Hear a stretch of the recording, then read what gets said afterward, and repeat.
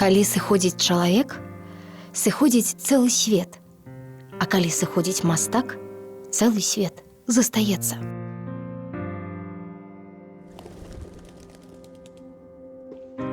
У адной з залаў мастацкага музея, што размясціўся ў паўднёвых казармах брэсцкай крэпасці, вісіць карціна. Вы не мінуеце яе. Жанчына ў раме глядзіць не на вас, але вы запавольваеце хаду. Бо бываюць такія сустрэчы з зусім незнаёмымі нам людзьмі, якімі мы пачынаем цікавіцца з першага погляду, перш чым нават прогучаць словы. Я его первый раз вообще увидел на южном берегу Муховца, вот там. Прямо напротив мастерской стоял дядька интересный, носовой платок на голове белый, и вот такой этюдничек. И он пишет «Муховец» и «Светофор на столбе». Мне так понравилось. А потом я узнал, что это Данелия. А карціна Данеліі ў музеі так і завецца «Сустрэча з памяццю». Прычым гэта не столькі асабістая памяць мастака, колькі памяць грамадская, бо ўвасоблены ў форме і фарбе ўспамін не пэўная жанчына, якая чакае сына з вайны, а зборны вобраз, суровы стыль і суровая праўда тагачаснага жыцця. Не вярнуўся ж учора ён з бою. Аднак Пётр Данелія, заслужаны дзеяч мастацтва Беларусі, калісьці галоўны мастак Брэста, якраз вярнуўся. Сложная была моя страда войны. Я в армии был, в принципе, 6 лет. 2 года кадровой, в том числе финская война, и 4 года вот Отечественная война. Так что много отнято. Вайна чорна-белая для тых, хто ў тыле, бо ёсць свае і чужыя. Для тых, хто на фронте, вайна каляровая, і фарбы яе надта чырвоныя і аранжавыя, надта вадкія і гарачыя. Вайна ж Пятра Данеліі, як мяжа, праходзіла пасярэдзіне. Гады ў акупацыі, як брудныя зярністыя кадры варожай кінахронікі. Трэба пільна ўглядацца, каб не памыліцца, але адначасова страшна ўгледзець знаёмы твар. І што б не ўбачыў, ужо не забудзеш. І нічога ўжо не будзе, як раней. Я в армии-то 3 года служил, забыть не могу, а тут такое испытание, вы же представляете. Вот, поэтому, конечно, он изменился, он стал картиной, художник-картина. Есть художник, который пишет картину, а получается этюд, потому что он изучил букву «А». Алфавит состоит из всех букв. Так и художник, который не знает живописного алфавита, истории искусства, техники и личного отношения к предмету, который он изображает, он не может стать художником картины. Асабістых адносін у Пятра Алексеевича хапала. Ён перажыў як вайну, так і краіну, за якую ваяваў. Нарадзіўшыся ў Дагестане, знайшоў другую радзіму за 2500 кіламетраў ад бацькоўскага дому у Беларусі. І гэта цэлы шлях, бо амаль 80 гадоў таму у акупаваным Брэсце мала хто мог разгледзець магутнага акадэмічнага жывапісца у памочніку маляра. Данелія адзін фактычна са знакавых мастакоў свайго пакалення, якія выжылі ў жудасных умовах Вялікай Айчыннай вайны, яны ўсе прайшлі гэтую вайну, і не проста выжылі, а гэтае пакаленне дало неверагодны выбух у самым высокім сэнсе гэтага слова нацыянальнаму мастацтву. Для меня Данелия действительно особенный художник. Каждый раз он решает образ очень широко. То есть это всегда чуть больше, чем то, что мы видим. Да? Это изображение разрушенного храма. Это тоже уже, опять-таки, двойной смысл, да? Двойное размышление на тему просто руин Брестской крепости и вот этого понимания чего-то большего, да? Как такой человеческой очень ноты, да? Вот такой гуманистической ноты. Мне кажется, вот это его отличает. Дэталі заўсёды можна дамаляваць у галаве, бо разбурэнню Вялікай Айчыннай перш уражваюць маштабам.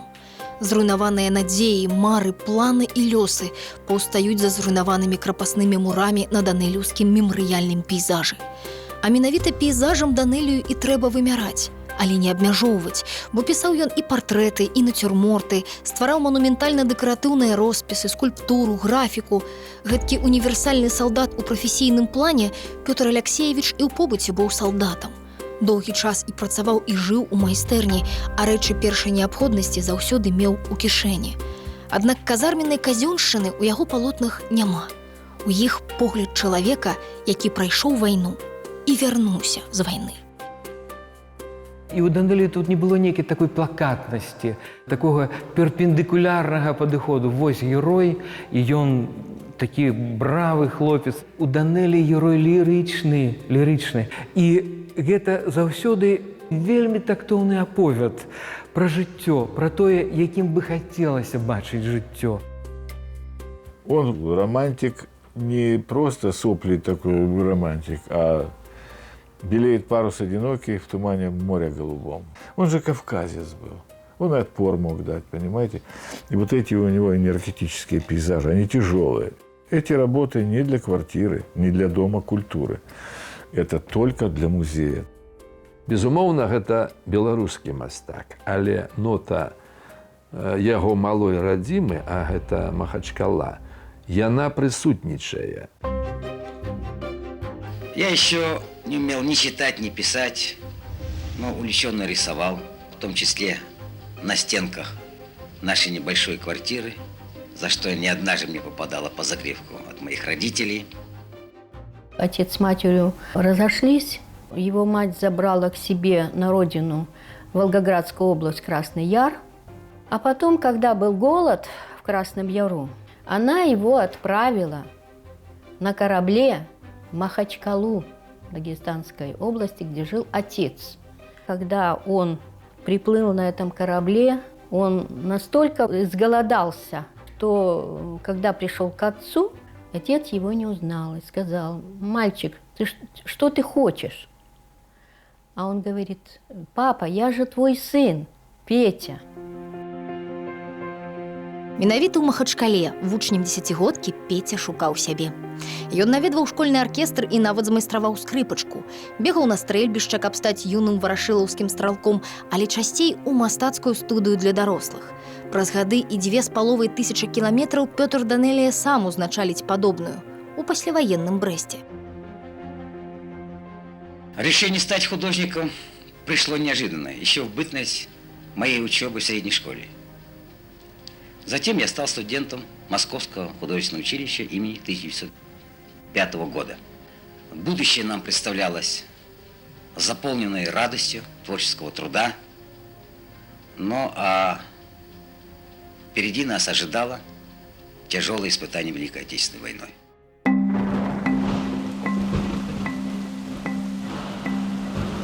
Але для Пятра Данэлі, студэнта-трэцякурсніка мастацкага вучылішча, вайна пачалася не ў чэрвені 1941-го, а ў снежні 1939-го. І ў адрозненні ад пераможнай Вялікай Айчыннай, малавядомая нам фінская вайна пахіснула рэпутацыю звышдзяржавы. Калосам на гліняных нагах убачыўся Савецкі Саюз Гітлеру. Солдаты плохо одеты были, и в ушанках, но эти ушки были подняты. Ну, по уставу так было положено, чтобы эти ушки были подняты. Они стояли, замерзали в этих окопах. И, короче говоря, он взял и опустил ушки. И его за это отправили в штрафной батальон.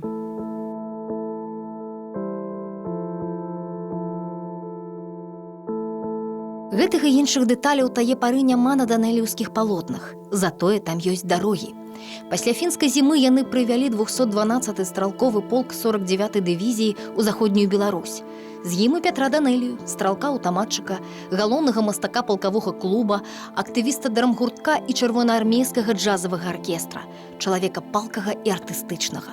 Спрактыкаванае вока угледзець натуру майстра ў яго карцінах, хаця каларыстычныя рашэнні палотнаў Данэлій пазбаўлены крыклівых анілінавых таноў, гэткіх наўмысных праяў жарсці. Але драматызму ў яго творах хапае, як хапала яго і ў жыцці. Люди, которые дали мне путевку в жизнь, так или иначе имели прямое отношение к Великой Отечественной войне. В том числе и Петр Алексеевич Данелия. В июне месяце 1941 года началась Великая Отечественная война, и она его своим корявым крылом зацепила. И пошла кровавая работа.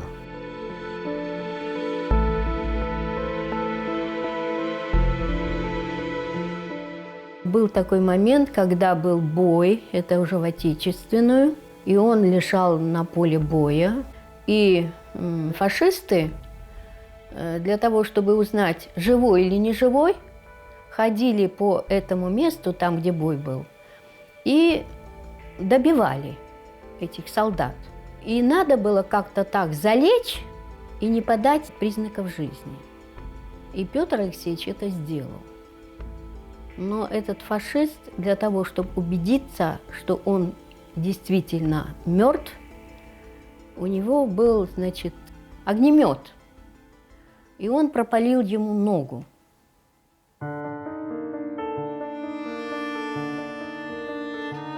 Люди, для яких війна сталася не тільки війною, але часом осмислення життя, напевно, дійшли до етапу одухавлення життя у порівнянні з тими тяжкостями, які вони спознали у воєнний час.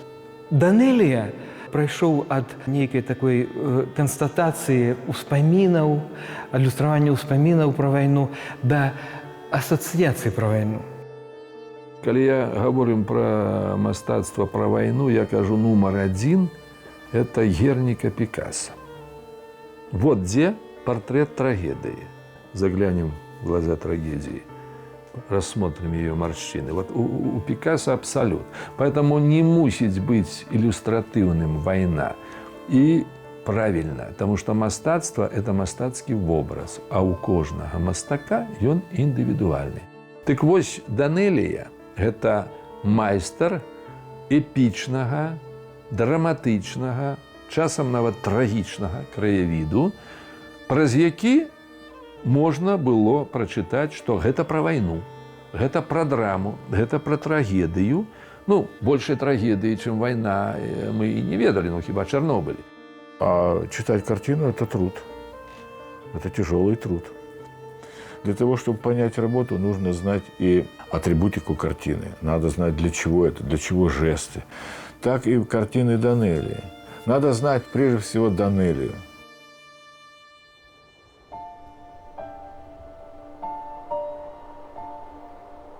Это была интересная встреча. Вообще человека в возрасте за 90 лет с таким ясным умом, с таким ясным взглядом, с которым можно адекватно говорить, ну, это, в принципе, редкость. Я к нему пришел просто за кусочком его воспоминаний, касающихся именно вот оккупационного Бреста, и, ну, вот, мне запомнилась теплота его ладони, когда мы расставались. Баі, акружэнне, кантузія.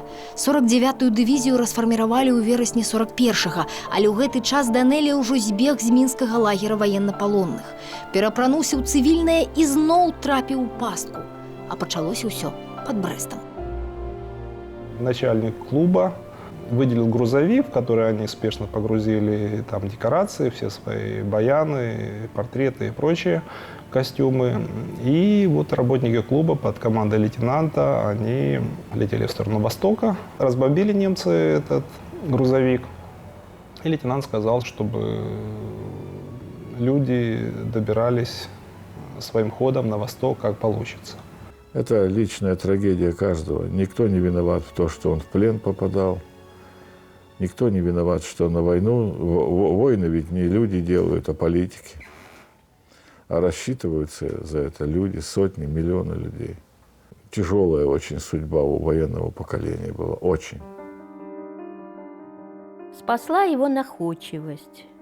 Когда его немцы допрашивали, он придумал себе биографию, взял фамилию матери Битюцкий и сказал, что учился в художественном училище. Ну и они вроде как поверили и отправили его уже в гражданский лагерь. Для равеснікаў Пятра Данеліі прайсці вялікую айчынную звычайная гісторыя. Вынесці яе звычайны гераізм. Толькі вось дэталі, у якіх і Бог, і д'ябал, у кожнага свае. Данелія запіша ў аўтабіяграфію пра фільтрацыю, пра сфабрыкаваныя дакументы, дзякуючы якім выслізнуў з брэсцкага лагера, пра ўладкаванне памочнікам маляра, а дэталі раскрые ў прыватнай размове ў свой перадапошні год. Потом он от этого малярного дела отошел и стал уже жить с рисунков, с картин. Где-то здесь, в Бресте, был салон, в котором вот художники, он был не один, их было какое-то количество в Бресте художников. Вот он был одним из них и выставлял свои картины. Как говорил, покупали их в основном немцы. Как он говорил, это было что-то простенькое, потому что у него была своя легенда. Он представлялся учащимся подготовительного отделения Ленинградской академии художеств, по-моему, так. Але не ў ленінградскую рэпінку, а ў маскоўскае мастацкае вучылішча паступіў калісьці Данэлія, прычым адразу ж на другі курс. І гэта нягледзячы нават на тое, што спазніўся на ўступныя іспыты, бо затрымаўся ў трэцякоўцы. На жаль, павучыцца прыйшлося толькі год, але год у сценах, дзе працавалі Рэпін, Сурыкаў, Сяроў і Каровін, даў свой плён, як, зрэшты, і цяжкія ваенныя гады. Маляванне – это мышление, найперш. Это культура. Это густ мастацкі. Гэта ў нас і вось тут, і тут. Скажам, вяртаючыся да мастакоў паваеннага пакалення, гэта людзі, якія мелі досвед вайны, трагедыі, драмы. І вось гэты досвед іх вёў. Больше всего мне нравится в музее работа. Подвиг капитана Шабловского на мосту. Вот нравится она мне и все. Для того времени живописные задачи блестяще выполнены. Умение рисовать, умение компоновать, умение писать победит все. Каб героі падзей 24 чэрвеня 1941 знайшлі кожны сваё месца на агульным палатне, мастак пісаў іх паасобку. Зразумела, прыйшлося працаваць з прататыпамі. У тым ліку таму Данэлія з цягам часу і пераключыўся на пейзажы. Шукаць партрэтную натуру і як і магчымасці ёй аддзячыць, аказвалася ўсё складаней. Аднак знайшлася і памочніца. У 1967 у сваёй майстэрні, што знаходзілася тады ў інтэрнаце будаўнікоў, Данэлія літаральна за гадзіну стварыў жаночы партрэт. А маладзенькая прыгажуня-натуршчыца стала яму сяброўкай на 45 гадоў жыцця. Менавіта дзякуючы ёй, у тым жа інтэрнаце для Петра Алексеевича адбылася яго сустрэча з памяццю. Там на вахте сидела тетя Люба. Как-то мы с ним разговорились, и он говорит, что вот не знаю, где найти вот такой прототип «Мать ветерана». А я вспомнила ее, эту женщину. Я говорю, слушай, по-моему, она очень подходит. Сустрэча з памяццю у Пятра Алексеевича здарылася і літаральная падчас аднаго са шпацыраў па вуліцах Брэста, які стаў мастаку родным. Знаёмы твар, пастноў, ці ты гэта? І радасна, і горка, бо ёсць рэчы, якія нікому з іх не хочацца ўспамінаць. Этот человек был другом его по плену. Когда стал вопрос Петру Алексеевичу портрет ветерана создать, он предложил ему попозировать. И, кстати, в то время все время говорят, вы за военную тему, ребята, не беритесь, вы не знаете, что это такое. И чаще всего люди, с которыми я соприкасался, с участниками войны, они не любили рассказывать о войне. Сталин что сказал ведь? В Красной армии пленных нету, есть предатели. Ну, тогда и жизнь под оккупацией тоже была. Это были люди второго сорта, и была даже графа в анкете, находился ли под временной оккупацией. А если находился, то уже ряд профессий для тебя зачеркнуты, и вообще в жизни как бы уже карьерная лестница будет совсем другой. Але з ідэалагічнай пасткі Пятра Данэлію ўрэшце вызваліла прафесія. Перш, канешне, быў 44-й год і эшелон, які накіроўваўся ў Германію, і пабег, а пасля вяртання ўжо ў чырвоны Брэст, і дыялог з працаўнікамі МКУС, якія лёгка маглі саслаць мастака маляваць мядзведзяў, вось толькі надта патрабавалася правадыроў. В этом фильтрационном лагере, уже советском, остро не хватало художника. А никто не отменял портреты Сталина и прочих наших вождей. Вот. Ну и он стал рисовать, оформлять. Ему там выделили свою комнату в этом лагере. Ну, в общем, он стал оформителем. Трэба спачатку, каб было чалавечае вымярэнне, а потом ужо агульнасусветнае. Таму што катэгорыямі сусвету бывае разважаць вельмі лёгка. Васіль Быкаў расказаў пра простага салдата, пра тое, што вайна гэта не толькі гераізм, а што трэба салдату выжыць дзеля таго, каб бараніць свой дом, сваю айчыну, сваю зямлю, сваю краіну, трэба выжыць. Военные мастаки головную задачу выконали. Выжили и сказали про трагедию, про перамогу, про свою нацию, про свою землю. И они выказались абсолютно максимально. Мы, пришедшие с войны, были наполнены верой, оптимизмом, что за спиной пережитая драма войны, что мы живые, что можно заняться любимым делом.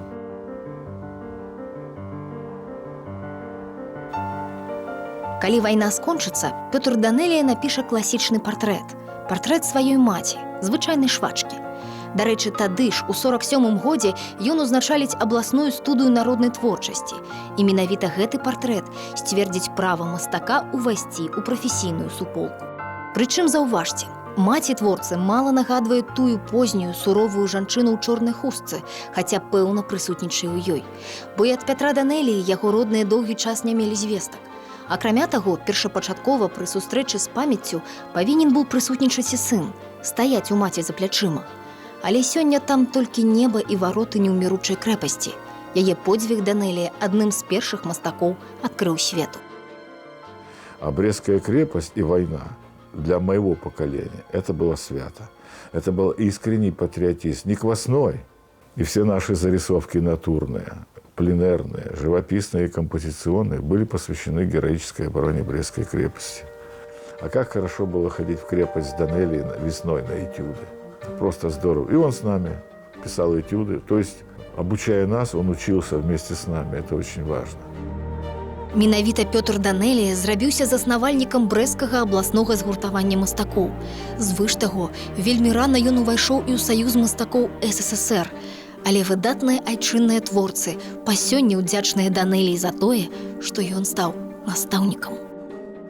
Я его пейзажи, хотите, расскажу, как я в Москве его увидел.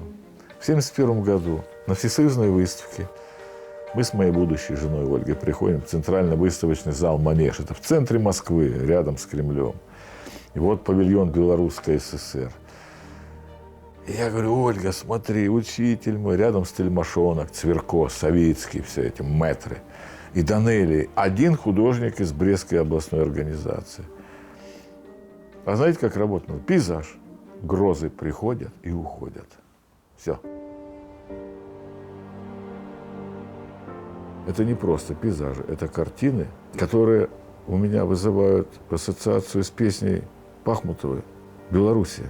Где-то в топях болот погружен остывающий гром. Шедеврально вот это все.